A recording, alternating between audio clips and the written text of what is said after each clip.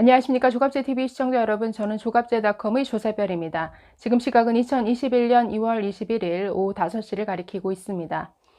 오늘은 일본이 독도를 침공할 수 있는가 라는 주제를 좀 살펴보려고 합니다.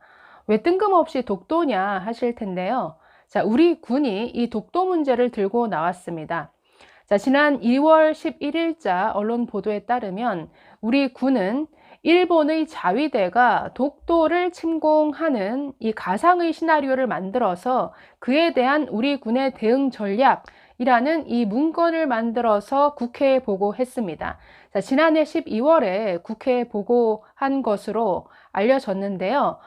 이것은 참 우려스러운 대목이죠. 왜냐하면 우리 군이 현존하는 위협이라고 할 수 있는 중국과 북한의 위협은 제쳐두고 어떤 일본의 위협을 크게 부각시키고 있다는 점에서 대체 우리 군의 이 안보관에 굉장히 우려스러운 대목이 있습니다. 자, 이에 대해서 외교 전문가죠. 천영우 전 외교안보 수석이 자신의 유튜브 채널 천영우 TV를 통해서 이를 비판하는 영상을 올렸습니다. 자, 그 영상을 좀 소개해 드리려고 합니다. 천영우 전 외교안보 수석, 노무현 정부 때는 북핵 육자회담 수석 대표를 지냈고 이명박 정부 시절에 외교통상부 차관을 거쳐 청와대 외교안보 수석을 지낸 분입니다. 외교안보 전문가인데요. 자, 이 천영우 수석은 우리 군이 마치 일본의 위협을 부각시켜서 이런 문건을 만들어 국회에 제출한 목적 자체가 어디에 있느냐? 한마디로 이것은 예산을 따기 위해서다라고 단정 짓고 있습니다. 즉, 우리 군이 새로운 무기를 구입해야 된다. 새로운 전략 자산의 도입이 필요하다라고 주장할 때 이 반일만큼 효과적인 게 없다라는 것이죠. 즉, 중국이나 북한의 위협을 부각시켜서는 이 예산을 따기가 어려운데 일본이 독도를 침공할 가능성이 있다. 그래서 이에 대응하기 위해서 이러이러한 무기가 필요합니다. 예산을 좀 더 주십시오. 라고 하면 이것이 훨씬 효과적이기 때문에 우리 군이 이런 문건을 만들고 있다라고 이 천영우 수석은 분석하고 있습니다. 자, 천영우 수석은 반일 프레임 좋아하고 또 토착 왜구 운운하기 좋아하는 이 문재인 정부 하에서 일본의 위협을 부각시키는 게 훨씬 효과적이기 때문에 그동안 우리 군이 굉장히 이것을 많이 이용해 왔다라고 얘기합니다. 자, 이렇게 말합니다. 그간 공군은 신형 전투기를 도입할 때마다 독도 상공에서 채공 시간을 늘리는 데 필요하다라는 논리로 재미를 봤고, 해군은 섬도 아닌 공해상의 수중 암초인 이어도를 팔아서 재미를 봐왔다라고 주장합니다. 그러면서 이렇게 말합니다. 우리 군이 우리 안보에 대한 위협이 어디서 오는지를 제대로 분간할 능력이 있는지 의심스럽다. 중국 군함이 백령도 근해에 출몰하고 중국 군용기가 수시로 카디즈, 즉 한국 방공식별 구역을 침범하고 또 김정은이 대한민국을 공격하는 데만 사용할 단거리 전술핵 미사일을 개발하겠다고 호언장담하고 있는데 군 당국의 눈에는 북한과 중국에서 오는 실존하는 위협은 잘 보이지 않고 상상 속에서만 존재하는 일본의 위협만 크게 보이는 것 같다라고 이렇게 지적합니다. 자, 그러면서 군이 백령도와 연평도에서의 방어 훈련은 소홀히 하고 독도 방어 훈련에만 열의를 보이는 것, 또 그동안 독도를 잘 지켜온 경찰을 군으로 대체해야 한다 이렇게 주장하는 것 모두 자해적 발상이다라고 이렇게 비판합니다. 자, 그러면서 일본이 독도를 침공할 가능성은 거의 제로에 가깝다라고 하면서 그 이유를 3가지 정도로 정리하고 있는데요. 그 내용이 정말 외교안보 전문가로서의 식견이 잘 담긴 내용이기 때문에 한번 소개해 드리겠습니다. 자, 일본이 독도를 침공할 가능성은 거의 제로에 가깝다. 자, 그 첫 번째 이유를 이렇게 설명합니다. 일본 헌법 제9조가 이렇게 되어 있다는 것이죠. 무력에 의한 위협 또는 무력의 행사는 국제 분쟁을 해결하는 수단으로서는 영구히 이를 포기한다라고 이렇게 되어 있습니다. 즉, 독도에 대한 무력 사용이 현행 일본 헌법상 금지되어 있고 자위대 함정이 독도에 쳐들어오는 것은 한국에 대한 침략 행위이기 이전에 일본에 대한 반란이 된다라는 것이죠. 자, 그러면서 독도가 일본 땅이라고 주장하는 것과 실제로 이걸 뺏기 위해서 무력을 사용하는 것은 이것은 완전히 차원이 다른 문제다라고 설명합니다. 자, 이렇게 말합니다. 일본이 독도에 대한 영유권을 계속 주장해 왔지만 일본 해상 자위대가 지금까지 한 번도 독도 12해리 영해 내에 침범해 온 적이 없다. 2차 세계대전 이후 일본 자위대가 반란 음모를 꾸미거나 반란을 시도한 적도 없다라는 것이죠. 자, 반면에 중국과 러시아는 어떻습니까?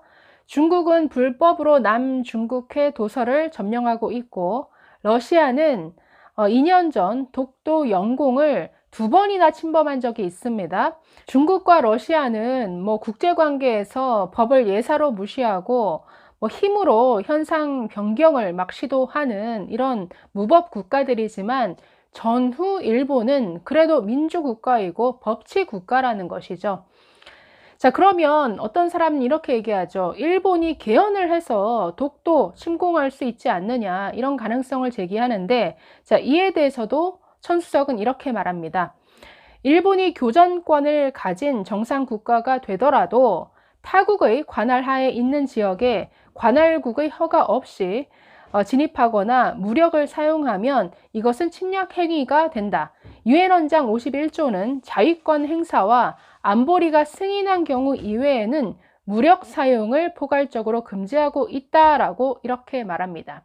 자, 일본이 독도를 침공할 수 없는 두 번째 이유, 이렇게 설명합니다. 일본에게는 독도보다 중국과 그 영유권 분쟁이 있는 센카쿠 열도, 그리고 러시아가 이미 점령하고 있는 북방 4개 섬, 여기가 훨씬 중요하다라는 것이죠. 즉, 이것을 다 포기하고 독도를 침공하는 일은 없을 거라는 겁니다. 자, 이렇게 말합니다. 일본이 무력으로 독도를 빼앗으려면 먼저 중국과 영유권 분쟁을 벌이고 있는 센카쿠 열도를 중국에 넘겨주고 러시아가 점령하고 있는 4개 북방 영토를 포기할 결정부터 해야 한다. 독도를 무력으로 공격하는 것은 중국의 센카쿠를 무력으로 점령할 권리를 인정하는 것이 된다. 또 러시아가 북방 영토를 무력으로 계속 점령하고 있는 것도 정당화시켜주고 러시아에게 이걸 돌려달라고 주장할 명분과 근거가 없어지는 것이다.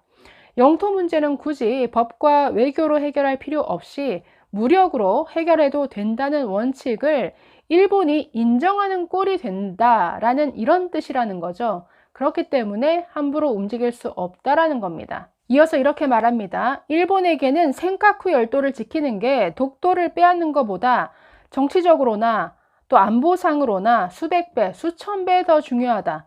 일본이 독도를 빼앗고 싶다고 해서 되는 것도 아니지만 독도를 차지하기 위해 확실하게 시료 지배하고 있는 센카쿠를 중국에 빼앗길 짓을 할 만큼 일본이 그렇게 어리석지 않다라고 이렇게 말합니다. 자, 일본에게 있어서 센카쿠 열도가 얼마나 중요하냐, 자, 이런 예를 들고 있는데요. 미국의 새 대통령이 취임할 때마다 이제 일본 총리와 첫 통화를 하겠죠. 이때마다 일본은 항상 요구하는 것이 있는데 바로 이거라고 합니다. 센카쿠 열도가 미일 방위 조약의 범위 안에 들어있다라는 것을 미국이 확인해 주는 그 약속, 그것을 요구한다라는 것이죠. 자, 무슨 뜻이냐? 중국이 센카쿠를 공격하면 일본 본토를 공격하는 것과 똑같이 취급해서 미국이 무력으로 지켜준다는 이 약속을 말합니다. 자, 일본 사람들은 중국이 그 센카쿠를 공격할 때 미국이 과연 이 무인도 하나를 지켜주기 위해서 중국과 핵전쟁까지 할 수 있을 것인가, 여기에 대한 의구심을 항상 가지고 있고 이것은 그들에게는 가장 큰 걱정거리라는 것이죠. 그래서 그 새 대통령과 통화할 때마다 만사 제쳐두고 이 센카쿠, 이 열도, 이에 대한 어떤 미국의 약속을 받아내는데 목숨을 걸고 있다라고 합니다. 이런 센카쿠를 독도 대신 포기한다? 있을 수 없는 일이라는 것이죠. 자, 일본이 독도 침공할 수 없는 세 번째 이유는 바로 미국이 용납하지 않는다라는 점입니다. 자, 한일 간의 전쟁이 일어난다면 미일 동맹, 한미 동맹 다 깨지는 것이죠. 자, 미국의 동아시아 전략에서 중국의 패권을 견제하는데 가장 중요한 것이 동맹이고, 그 중에서도 이 한미일 동맹인데, 자, 일본이 독도를 공격하는 것은 이 미국의 동아시아 전략을 공격하는 것이 되고, 또 중국의 동아시아 패권을 넘겨주는 일이 될 수 있기 때문에 미국이 절대로 이를 용납하지 않는다라고 이렇게 지적합니다. 자, 그러면 일본에게는 이 독도를 차지할 가능성은 없는 걸까요? 전혀 없는 것은 아닙니다. 가능성은 희박하지만 그래도 일본에게 유일한 희망이라면 이 독도 분쟁을 국제사법재판소로 끌고 가는 것이죠. 사실 이것도 한국의 동의가 없으면 가능하지 않은 일입니다만은 예외적인 일이 있습니다. 이 바로 독도 근해에서 한일 간의 어떤 군사 충돌이 일어나는 경우에는 국제사법재판소에 갈 가능성이 있다라는 것이죠. 자, 이렇게 천수석은 말합니다. 군사 충돌이 벌어지면 일본이 유엔 안보리에 이 문제를 제기하고 조치를 요구할 수 있다. 안보리는 한일 양국의 독도에 대한 상반된 주장을 듣고 누구 주장이 맞는지를 판단하기는 매우 어렵다. 자, 그렇게 되면 안보리가 바로 이때 이 문제를 가지고 국제사법재판소에 어떤 이 권고적 의견을 요청할 수 있다라는 것이죠. 자, 권고적 의견이 어떤 법적 구속력이 있는 것은 아니지만 국제재판소가 처음으로 독도 영유권에 대한 법적 판단을 내리게 되면 그 무게와 권위가 이 독도의 운명을 결정지을 수도 있다라는 겁니다. 자, 국제사법재판소가 만에 하나 우리에게 어떤 불리한 판단을 내리게 되면 멀쩡하게 지금 우리가 점유하고 있는 이 독도를 빼앗길 가능성이 있는 것이죠. 그렇기 때문에 우리로서는 가장 피해야 하는 것은 이 독도에서의 군사 충돌이죠. 그런데 지금 잠잠하게 잘 있는 이 문제를 지금 누가 더 문제를 불거지게 만들고 있습니까? 바로 우리 군이 뭔가 있지도 않을 그런 위협을 가상해서 그 문제를 부각시킨다? 이게 지금 아주 자해적 발상이라는 것이죠. 자, 천수석 계속 이렇게 말합니다. 우리 군의 넘치는 항일 정신에 불을 지르면 일본이 쳐놓은 덫에 걸려들 위험이 있다라고 지적을 하는데요. 일본 자위대 함정이 의도적으로 독도 12해리 근처 공해에 나타나서 우리 군을 자극한다면, 그리고 우리 군이 일본 함정을 뭔가 영해를 침범할 의도가 있는 것으로 오판하고 일본 함정을 향해 무력을 사용한다면 일본에다가는 바로 안보리 소집을 요청할 권리를 제공하는 셈이 될 것이다 라고 이렇게 말합니다. 결국 독도를 지키겠다라고 하는 과잉 열정이 오히려 지키는 게 아니라 독도를 일본에게 빼앗길 가장 큰 원인을 제공할 가능성이 더 높다라는 것이죠. 자, 그래서 결론적으로 자꾸 우리 군이 이 독도에서의 어떤 위협을 부각시키고 경찰 대신에 군이 주둔해야 된다 이런 주장을 하는 것은 대한민국의 뭔가 주권이 도전을 받고 있는 지역이다라고, 즉 분쟁 영토라고 스스로 홍보하는 행위이기 때문에 절대 좋을 게 없다라고 말합니다. 자, 그런데 우리 군이 이 독도를 지키기 위해서 나서야 될 순간은 따로 있다라고 말합니다. 즉 과거 2년 전처럼 러시아 군용기가 이 독도 영공을 침범할 때죠. 자, 2년 전처럼 한번 경고 사격을 했는데도 다시 의도적으로 침범할 때, 이때는 바로 공군 전투기가 출격해서 격추시키는 게 답이다라고 이렇게 천수석은 말합니다. 러시아가 우리가 어떻게 나오는지 한번 떠보려고 건드릴 때, 자, 그냥 넘어가면 우리를 우습게 여기게 된다. 자기 나라 영공을 침범하는 전투기를 격추할 능력도 의지도 없는 나라는 무시하고 짓밟히는 걸 자초하게 될 것이다 라고 얘기를 합니다. 자, 우리 군은 있지도 않은 위협에 에너지를 낭비할 것이 아니라 실질적인 위협이 되는 중국이나 북한의 위협에 어떻게 대응할 것인가, 거기에 더 전력 투구해야 되지 않을까요? 감사합니다.